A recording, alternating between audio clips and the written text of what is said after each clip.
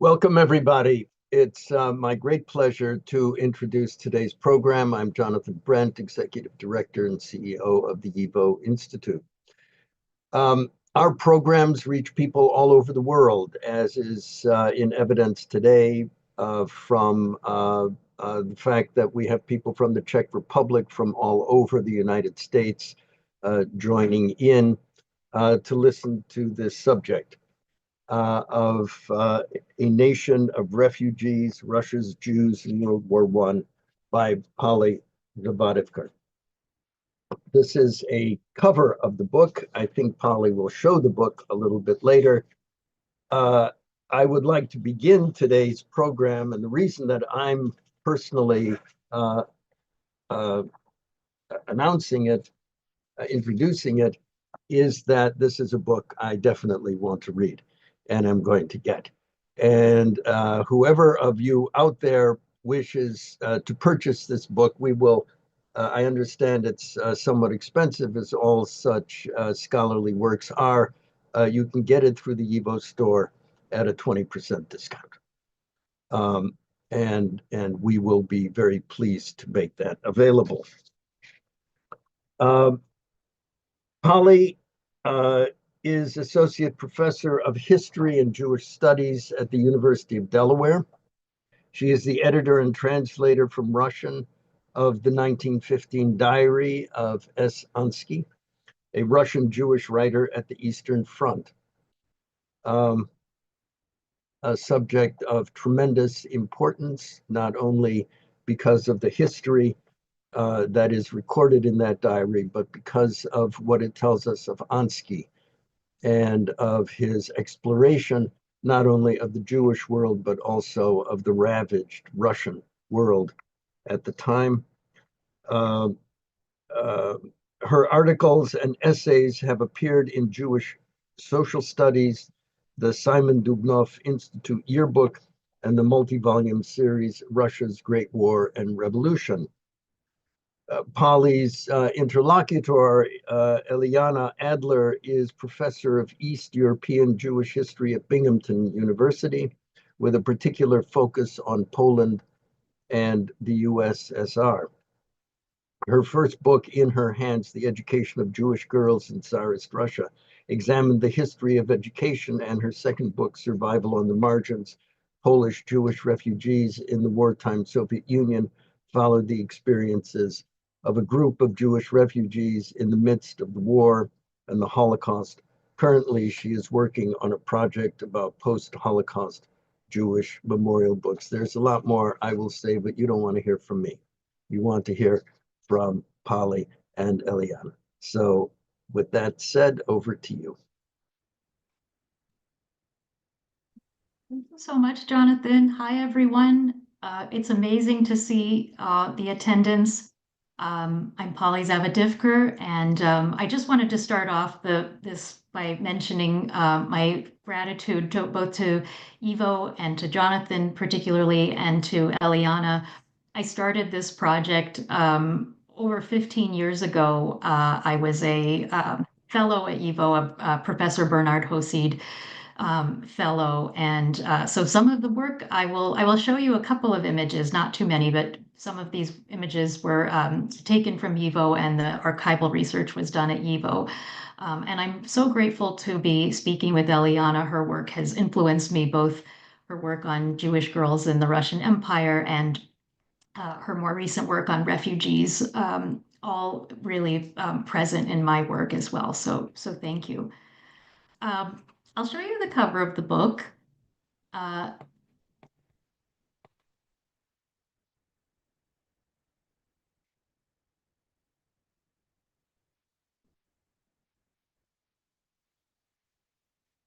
So this is the cover.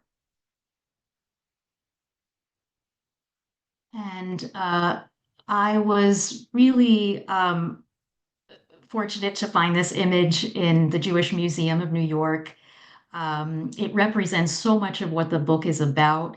My main question was to explore how Jewish civilians, including women and children, experience the Eastern Front, what has often been called the Forgotten Front of World War I.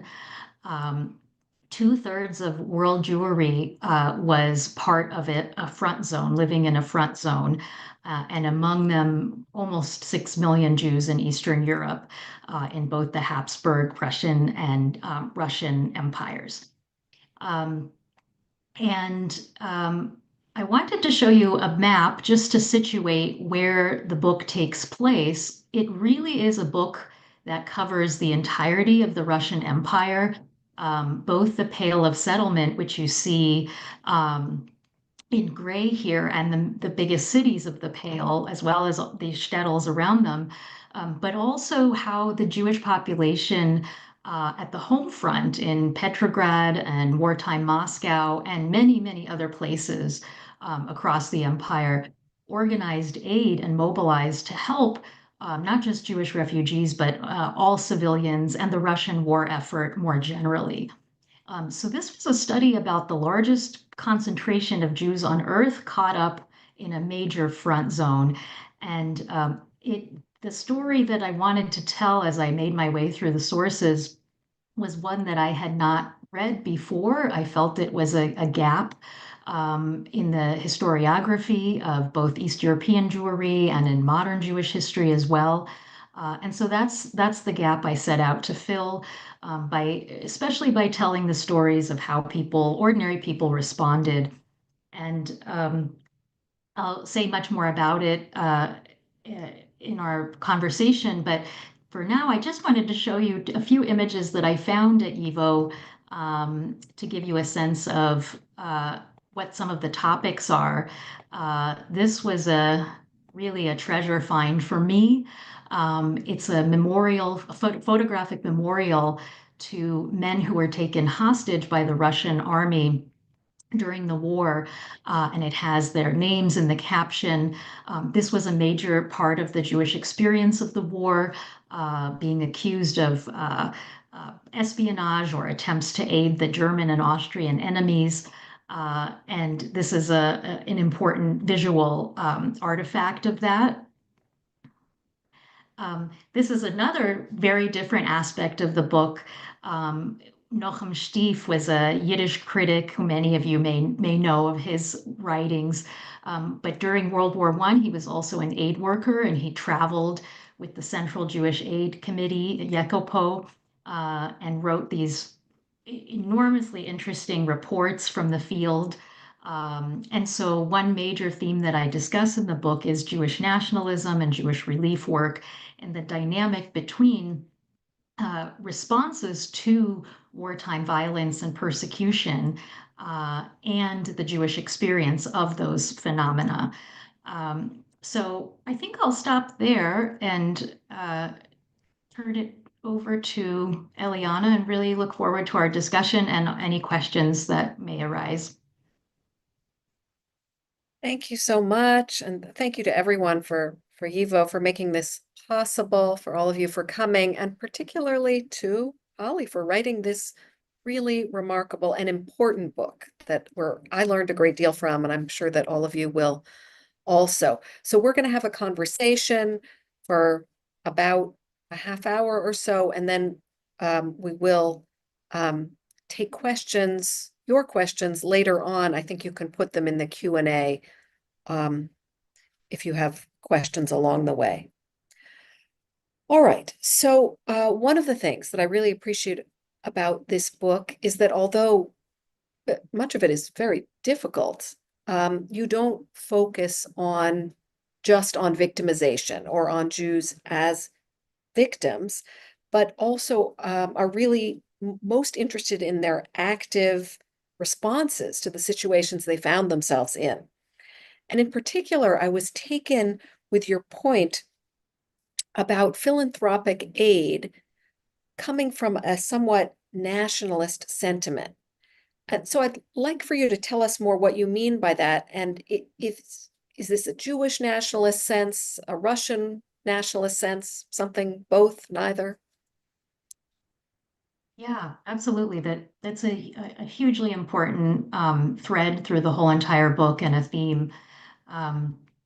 So what I was trying to explore and what I found was that in the wartime Russian Empire, the catastrophe of mobilizing for a total war really was what would bring the empire down, but it also created this inadvertent opening and opportunity for civil society and for particularly for the educated class to mobilize in the support of the Russian war effort.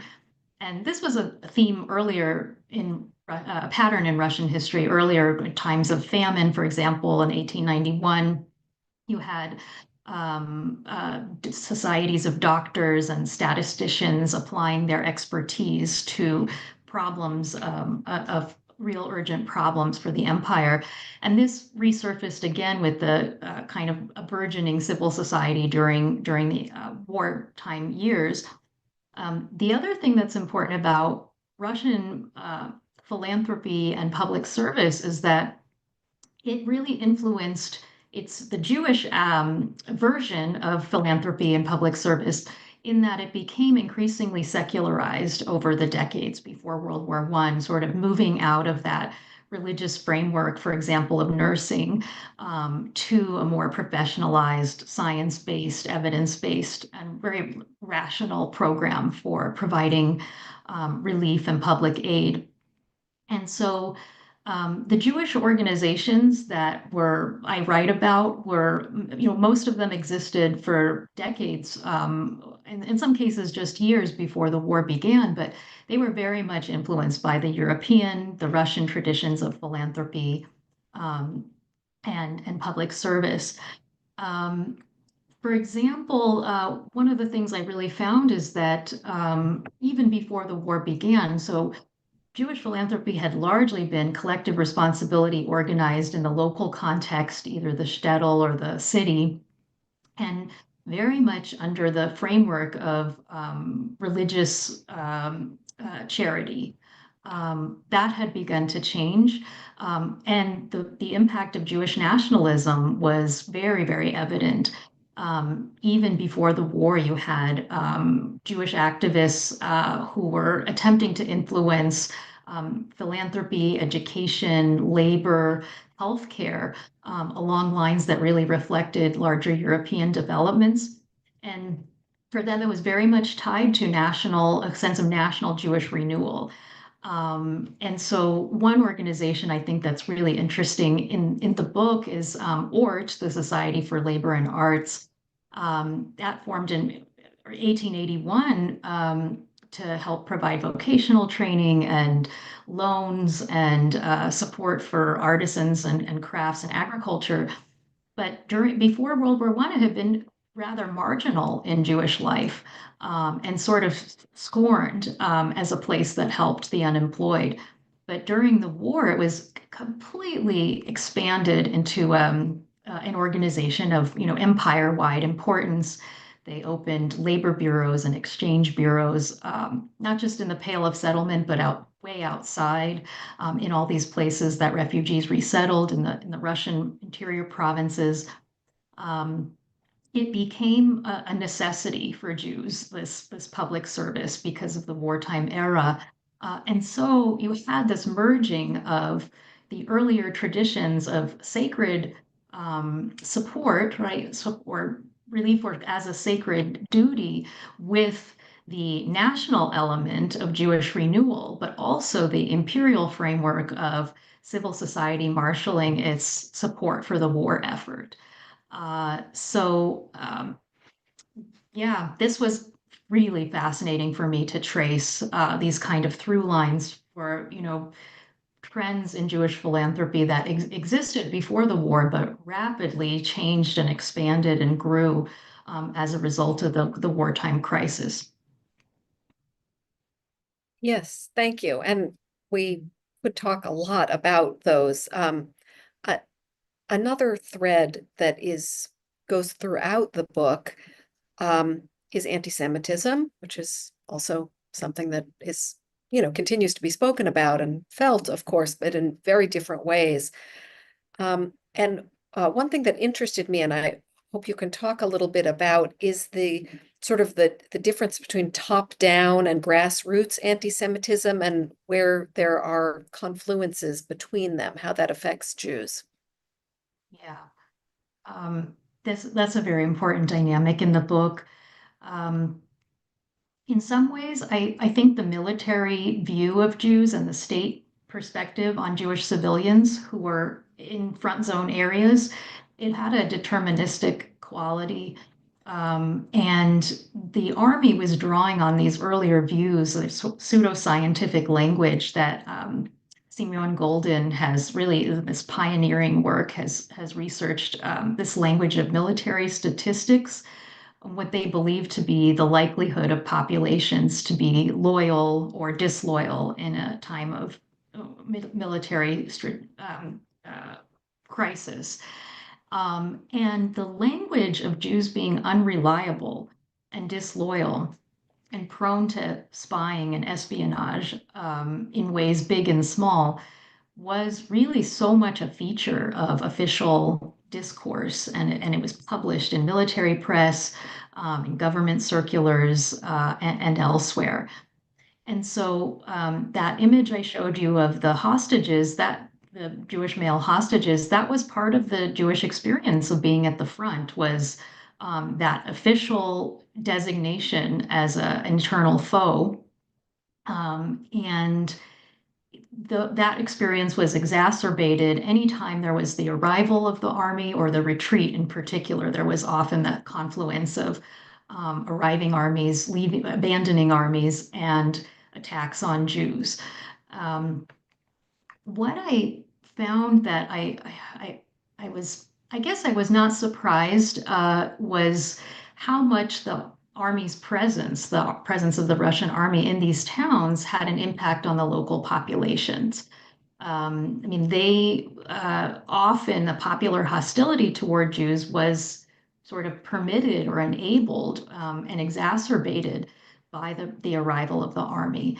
And it changed, right? That people who might have been friendly neighbors the day before, in some cases, I read reports of, often they would spread rumors about Jews, false rumors, as well to the army, claiming that Jews had spied or had done subversive things, and that they kind of came to expect that would trigger violence. And they could then share, for example, in property of Jews that might have been stolen or taken as a result of riots or expulsions. So the local population, stood to benefit from some of that top-down official anti-Semitism. The other thing I think that was important, though, was there was a number of cases where local people also defended Jews. So there was not a monolithic, hatred and persecution of Jews on the part of either the soldiers or the local people. There were soldiers as well who stepped in to try to defend Jews. But I think there were cases of, for example, Russian Orthodox priests vouching for the good name of Jews, and many, many other examples like that. People physically defending, synagogues with their bodies to protect their Jewish neighbors. So I do want to stress it wasn't a monolithic responses to persecution. And then the other thing that was very, very important for me to stress in the book is that violence, persecution, anti-Semitism are part of the story. This is not the entirety. And I was trying to push back against this idea that this is all there is to tell. And this is the best known, I think, part of the story of World War I that has come down to us. But for me, it was very important to stress, for example, all the creative ways that Jews resisted the violence, tried to maintain dignity, and in some cases, very rarely practice self-defense, physical self-defense, or other ways of defending their property and their bodies and their lives. Again, I tried to keep this tension in the book between what was telling what was done to Jews, but then showing, on the other hand, how Jews responded and navigated and dealt with this very complicated hostility and coming at them both from that, grassroots level, but also the official structures of the army and the state.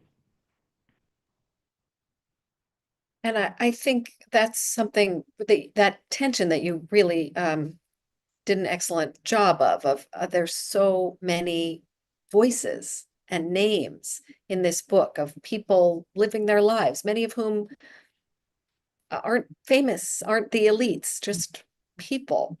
So I'd actually love to talk a little bit about sources, memoirs, letters, documents from the state, various states, governments, and also from philanthropies. Okay, those are, things that we all use.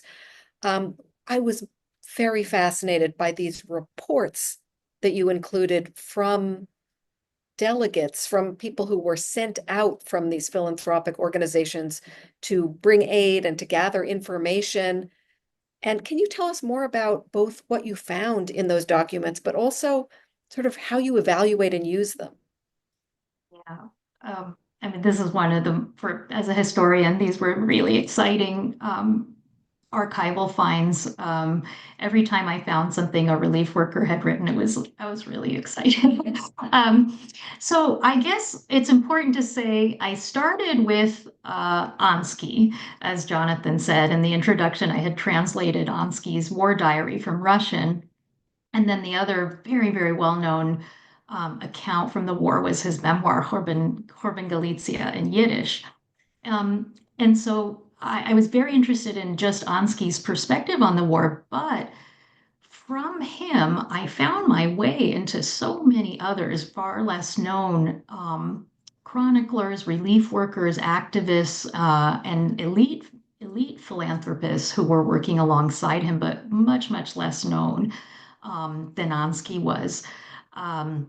So, for example, two real treasure sources for me were autobiographies that Nochem Stief had written in Yiddish, Shmuel Niger, also both Yiddish critics, but who became important relief workers during the war.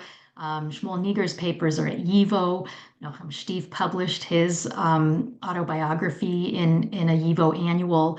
And they traveled extensively. They reported from the field. They also interacted with very well-known people like Ansky, and figures like, for example, Genrikh Slozberg, the Russian Jewish lawyer who became the director of the Jewish Committee for Aid in Petrograd. Semyon Dubnov was another important source with his diary. And he chronicled what it was like to live in Petrograd, and he read, voraciously the Jewish press of the time. So he was just so aware of what was happening. But I really was most interested in the perspectives of relief workers. It was over a period of many, many years of searching different types of sources. There was a fantastic article that Sam Kassow published in a YIVO annual where he explored the Pinkasim Yiddish chronicles, and these big encyclopedic accounts of Jewish aid organizations that were published in Vilna during the 1920s. And there I found also autobiographies, people like Yitzhak Gitterman, Herman Crook, who in retrospect, wrote about their wartime experiences. The two other, I would say, most important sources that I worked my way through, one was the archival reports. So I think what you were mentioning, the reports that people like Stief wrote from the field, those were contained in the YECOPO, the Jewish Committee for Aid Relief archive in St. Petersburg. And they just contain these incredible details about the interaction between relief workers and local populations, their attempts to provide aid on the spot, not quite knowing if it will work or not, the kinds of reactions that different people, both civilians and also displaced civilians, refugees, had toward different types of aid work. So these archival reports were critical for me. And the wartime press, I was very lucky to find entire sets of Jewish weekly newspapers, for example, in Russian and Yiddish, both at YIVO, but also the Blavatnik archive has important sources that are really detailing relief work and the plight of refugees and civilians in real time. So I had, I think, a very good picture of what was happening on the ground. Um, and then it was interesting to think about, the limits of being able to work with these sources and what kind of biases they reflected for the aid workers. I mean, those who went out to the field to help Jewish civilians, you can really see their ambiguity toward relief work. They want to help people on the one hand, and they understand that people are traumatized, people are shocked, they need food, they need shelter immediately. But they're also so influenced by these European norms of what rational philanthropy should look like. And this idea that, you should not give handouts to people, you should help them become productive and self-sufficient. And so there's this tension in the relief work reports that you see that reflects these larger debates that are happening about relief work, both in the sphere of Jewish nationalism and Jewish relief work, but also reflecting pre-war, pre-war debates on these subjects. So that was interesting, and just accounting for the biases of the relief workers, I thought was, something that I tried to do. A lot of the accounts were also written in retrospect, which was another problematic but interesting challenge. So you've had these accounts that, for example, Stief or Gieterman had written, several years after the war, and they represented themselves. They sort of self-fashioned themselves in a very particular way as these kind of savior figures, stepping in, where Jewish society had been abandoned, for example, and really denigrating the role of rabbis or wealthy people who they almost invariably represented as having absconded from the front. So this is very prevalent in Ansky's memoir, for example. So it's a lens through which they viewed their wartime service and relief work as being significant, but also, again, not necessarily corresponding to historical realities. And then I would say the other major limit I encountered was the gender, and that the perspective of those accounts that I found written were 99% written by men.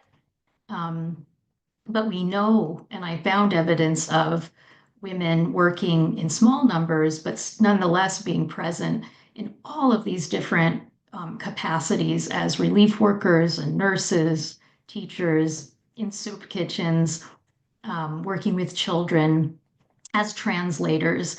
And so gender became an interesting challenge in terms of the sources and trying to piece together perspectives of women and families.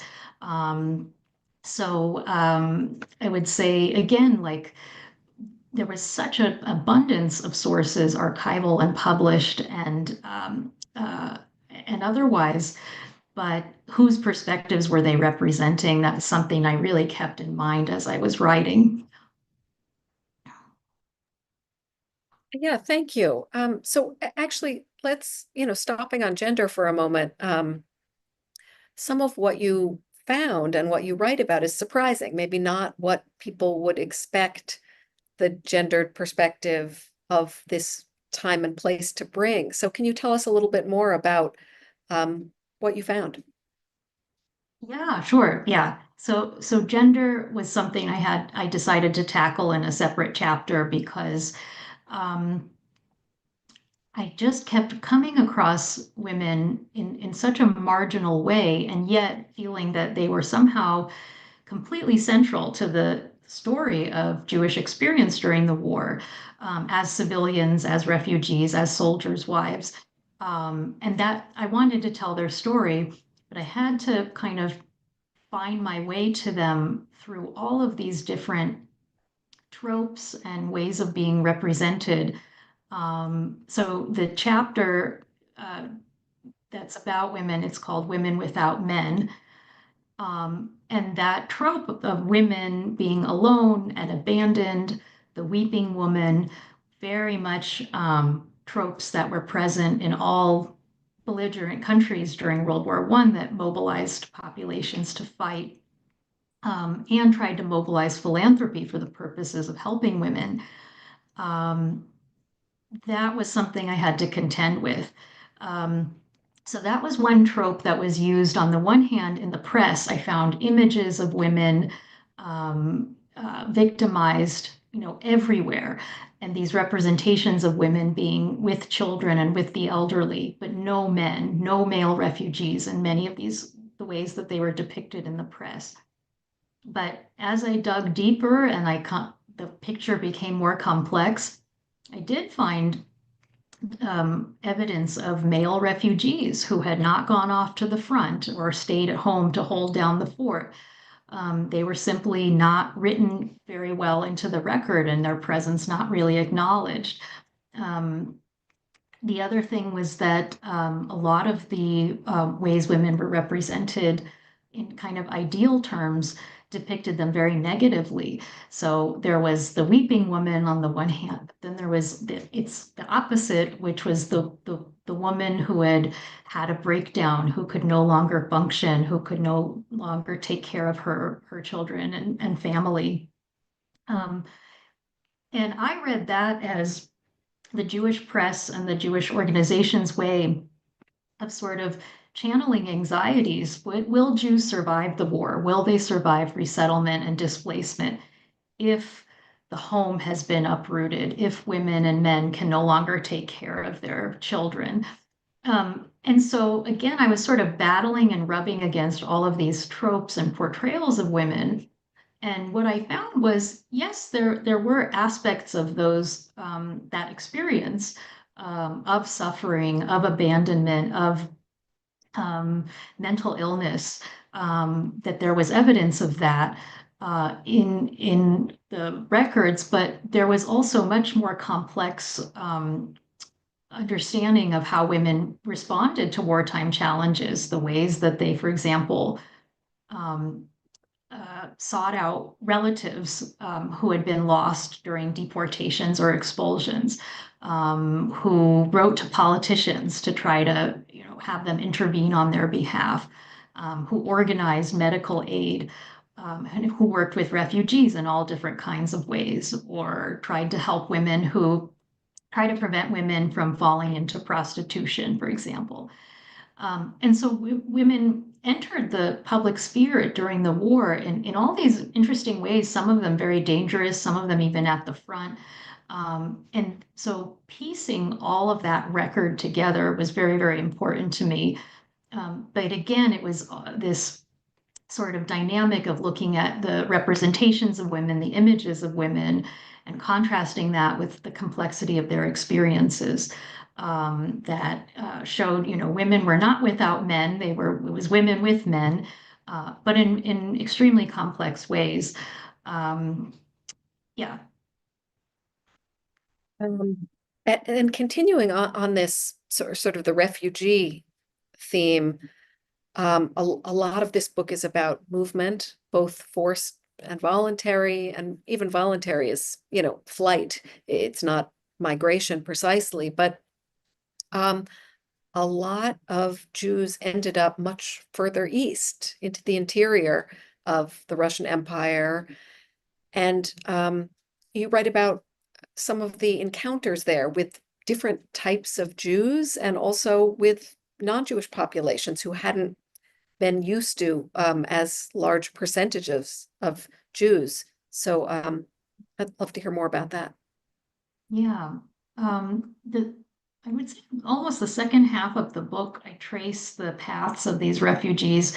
Many of them were deported, mass deportations outside of what had been the Pale of Settlement. And the Pale actually, the imperial government temporarily abrogated the Pale in August 1915, allowing this really huge concentration of Jews to move outside of the war zone. And so many went to Kharkiv, for example, was an important destination because it was very close to the border with the Pale.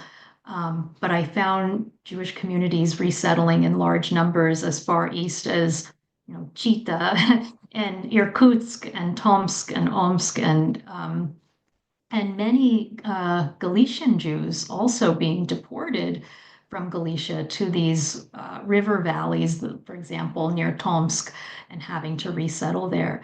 And so the press, the Jewish press, sent reporters like Yaakov Lishchinsky and many others to these places following refugees to see how they were faring.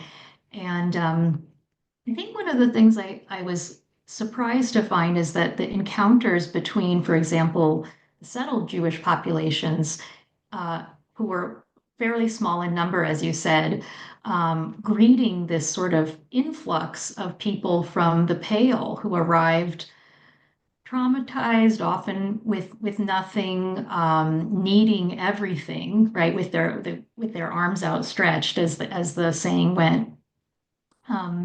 They were ambivalent, much the same way that Jews in Vienna were ambivalent toward the refugees who arrived there from Galicia. And you could draw parallels also with American Jews greeting East European Jewish immigrants before the war. On the one hand, they felt somewhat responsible for the fellow Jews as Jews, but they were enormously fearful and expressed that the presence of these Jews from the shtetls would compromise their relations with their Christian neighbors and sort of undo the integration that they had experienced over the previous decades of having lived outside of the Pale in the Russian interior for so many years in some cases. So that was definitely one element of the encounter, I would say, in this other diaspora of Russian Jewry, is the coming together of these two very different populations, one from the Pale and one from outside the Pale. Non-Jews, interestingly, noted that they viewed the reception of Jews by their fellow Jews to be really positive. And in some cases, noting that the Jews received each other so much better than, for example, Polish communities or Ukrainian communities who did not have that same kind of support, communal support when they arrived. So that was interesting. But my favorite aspect of the story was really tracing how Jewish communities displaced, resettled, and in some cases, they completely gave up, just waited out, bided their time, wanting to go home, such strong yearning to go home to the world they had known. But there was also a lot of resilience I found, and these accounts of people. The town of Samargon was very important in my study. So that was Samargon was destroyed by pogroms in September 1915.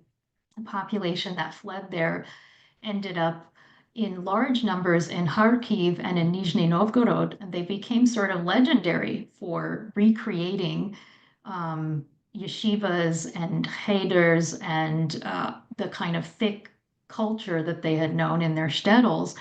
And even their industry, they were known for their leather industry, which they managed to reconstruct in Nizhny Novgorod, they were drawn to that city because of its centrality in leather production in the Russian Empire.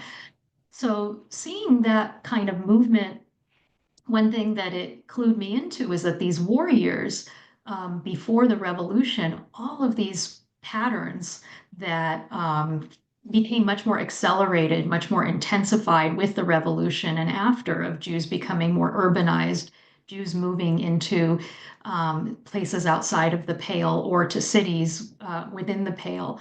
These were processes that were really accelerated as a result of the war already, and simply kind of given this additional boost by the revolution. So a lot of the instability, a lot of the kind of uncertainty of the war years really set the tone for everything that followed, the violence, but also the opportunities afforded by the revolution. The ways that Jews navigated their environments, very much informed by wartime experience. And that was sort of the hope with the book, that it would show the war as an event in its own right, not just sort of the coda to the empire, the end of one era, and not just the beginning, or the prologue to the revolutionary era, but really war as an event that fundamentally shaped and had this transformative and generative effect, as well as destructive effect on, in this case, in East European Jewish life. Yeah.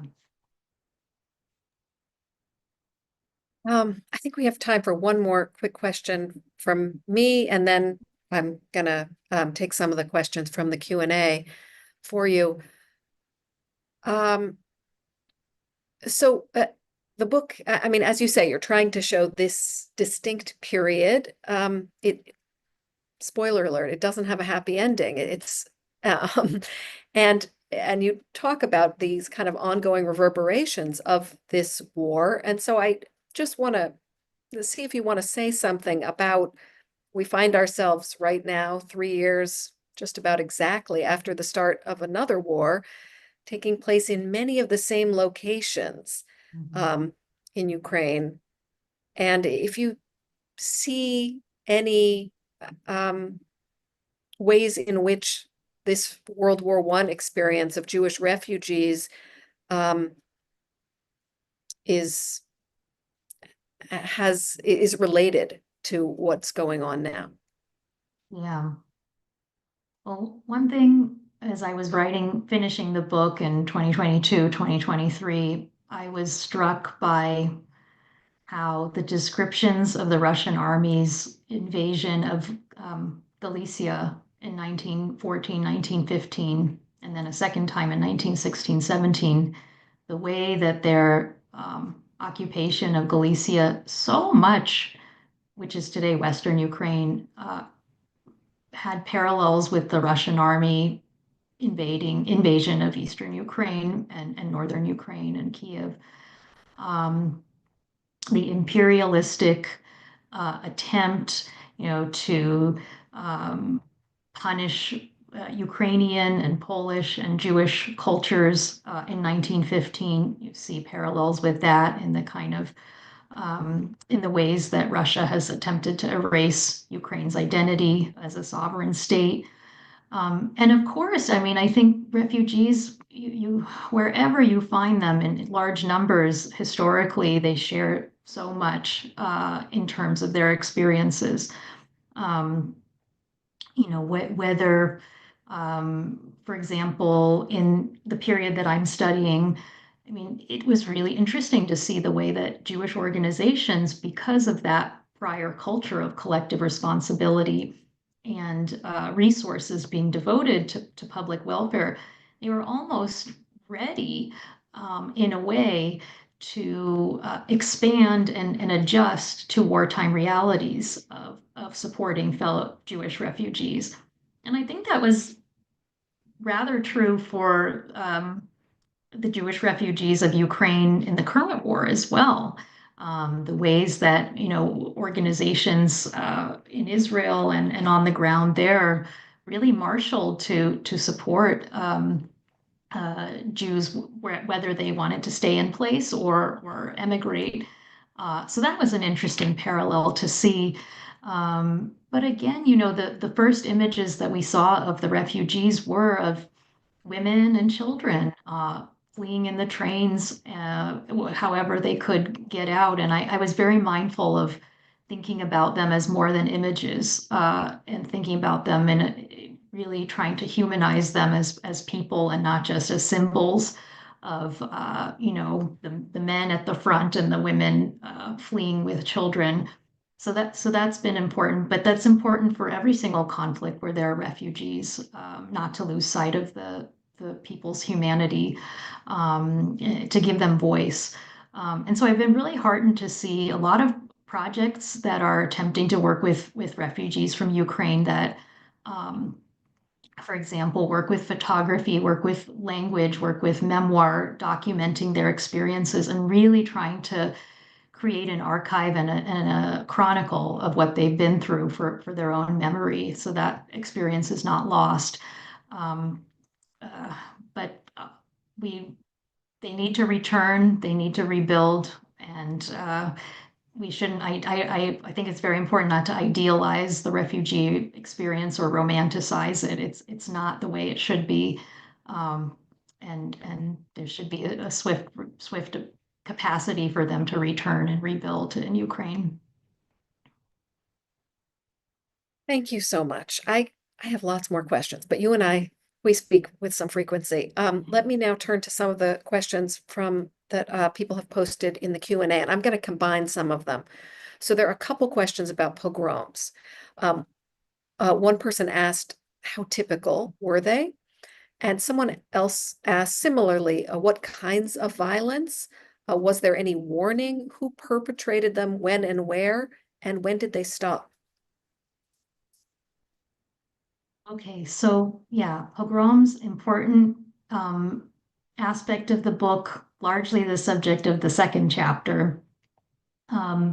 Pogroms occurred throughout the war, but there was a certain combination of factors that made them much more likely. And that was in both Galicia, occupied Galicia, and then in parts of the Pale that were contested between the armies. Whenever an army arrived, there was the potential for kind of anarchic rioting. And so a lot of violence tended to occur at that point.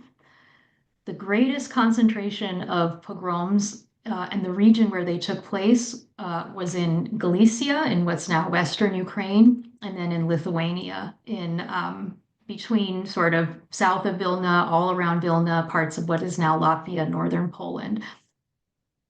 For example, I mentioned Samargon near Minsk. Those were destroyed by pogroms during the period when the Russian army was retreating in the summer of 1915, right up through about September of that year.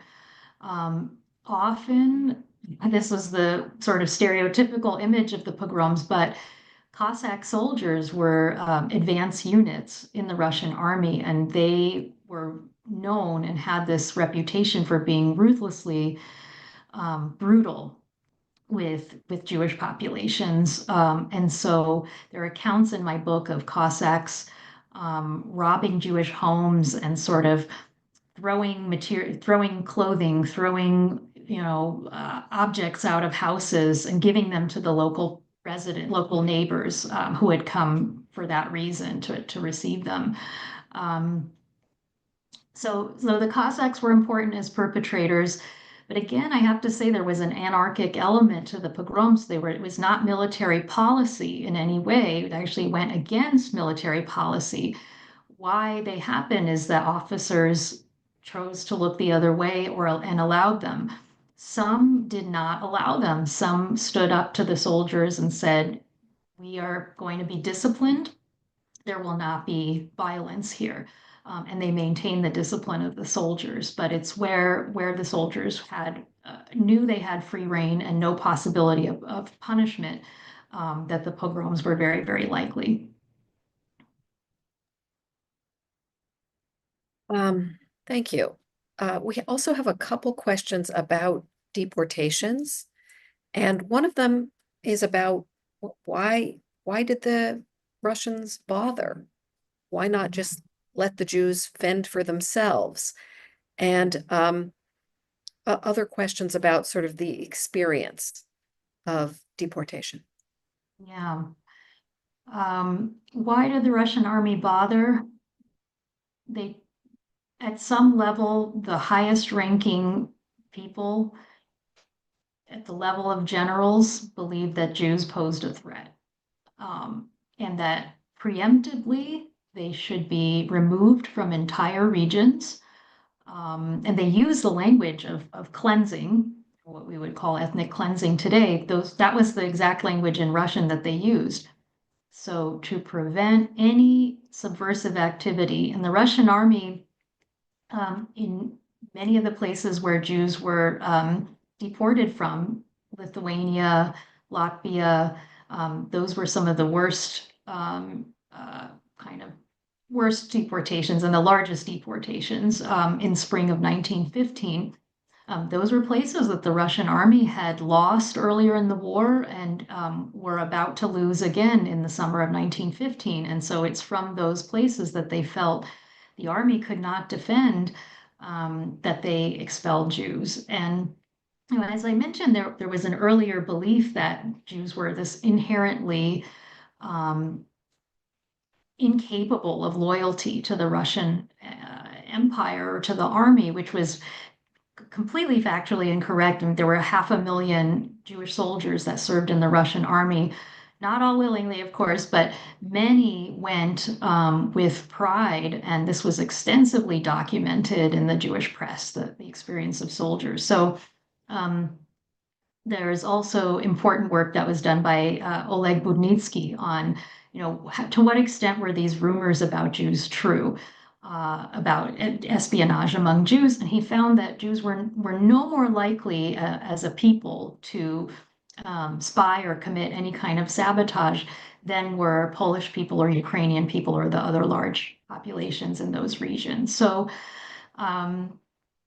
yeah, I mean, it's that region between, the same region that Napoleon overran in 1812 and was overrun again in 1915 and would be again in 1941.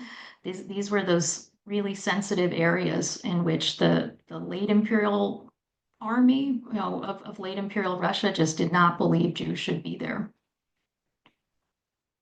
Excellent. And you also answered two other questions that came in that very question Oh. answer, because people had asked about Jews being accused of being traitors and also about military service. So this is a different, a less directly historical question. Somebody asks, says, points out that this is a massive labor of scholarship, but are there any questions you couldn't find the answers to, and that you hope to go back to? Yeah, absolutely. I mean, I would love to do, because I was working on the level of the empire, which is Eurasia and the size of a continent. I could not do a deep dive into a lot of locations. I was left using examples that were recorded in the press or wherever I could find multiple people having visited the same place, and I could corroborate sources. But I would really love to dig into the stories that I found much more deeply of, Jews who built villages from scratch, for example, that they had been deported from Galicia, ended up in Siberia, and managed to survive for several years there. I would be very, very interested also to pursue the question of the Jewish communities, Jewish displaced people who ended up staying in places to which they had been deported.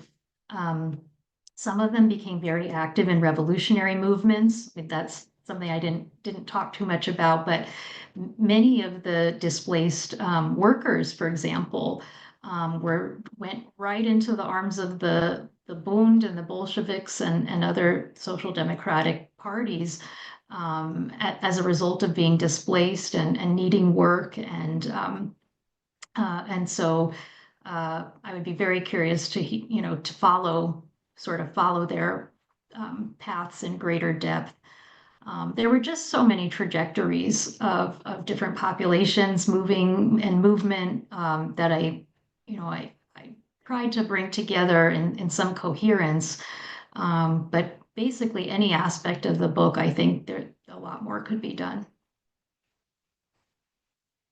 There's actually a lot of questions about individual places, just what you're saying now, that it's hard to talk about everything, and I can't ask about all of them. I want to encourage people to write to Polly at University of Delaware if you have specific questions. But I'll just one more somewhat more general question from the Q&A. There's a few different questions about the sort of philanthropic innovation, and does it carry forward? Does this have an influence on Jewish philanthropy or more generally? Yeah. I found that these organizations that grew as a result of the war, I mentioned the ORT, also the OZE, the Society for the Population of the Health of Jewish Jewish Health. These outlasted the war. They continued to operate for years in some cases, and ORT is still around today, as is the JDC, which was founded in the United States in 1914 as a result of the war. But the JDC began in its first years by helping Jews in Eastern Europe and the Ottoman Empire. But in the Russian Empire itself, these organizations and the relief workers, I mean, one of the most fascinating things for me was to trace the path of the relief workers after the war. I mentioned Yitzhak Gitterman. He was aiding Jews in Ukraine for 5-6 years, even through the Russian Civil War pogroms. And afterward, he had so much experience doing that, the JDC appointed him to be head of operations in Poland. And he worked there until 1943, and he was sent to Treblinka. But that's an example of someone, this whole cadre of relief workers who were really trained in innovating relief work during World War I, who continued, who didn't stop because the needs didn't stop, unfortunately, after the war had ended. But that was something I'm really was really important for me to have shown was their significance and the influence, well after the war years had ended. Thank you so much. There are many more questions. I also encourage people to read the book. It's also because of all the stories in it. It's a pleasure to read, although also difficult, and it's very clear, and there's just a lot of sense of attention to the people who were there. So with that, I think we're going to thank everyone for being part of today's program, for listening, and for contributing your questions and your interest. And I want to add my thanks to Eliana, to Jonathan, and to Yivo and Julia for hosting us. This was really, really special for me. And please send me questions.